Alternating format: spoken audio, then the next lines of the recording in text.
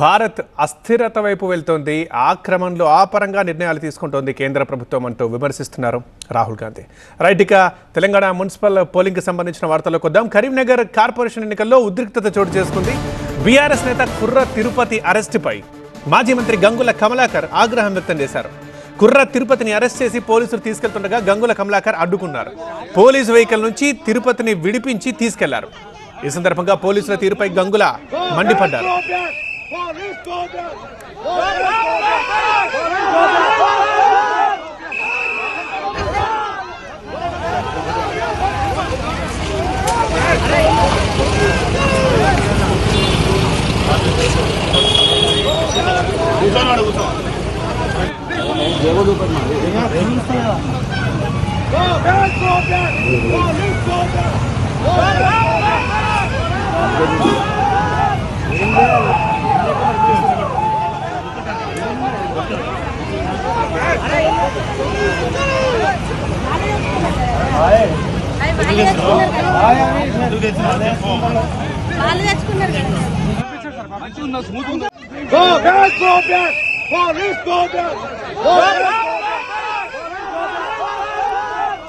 Karimnagar corporation ఎన్నికలకు సంబంధించిన visuals మనం చూస్తున్నాం. అక్కడ ఉద్రిక్తత చోటు చేసుకుంది.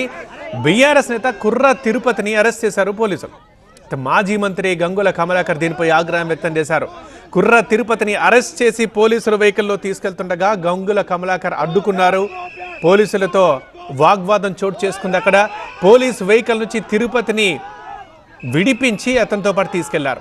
ఈ సందర్భంగా పోలీసుల తీరుపై మండిపడ్డారు గంగుల కమలాకర్.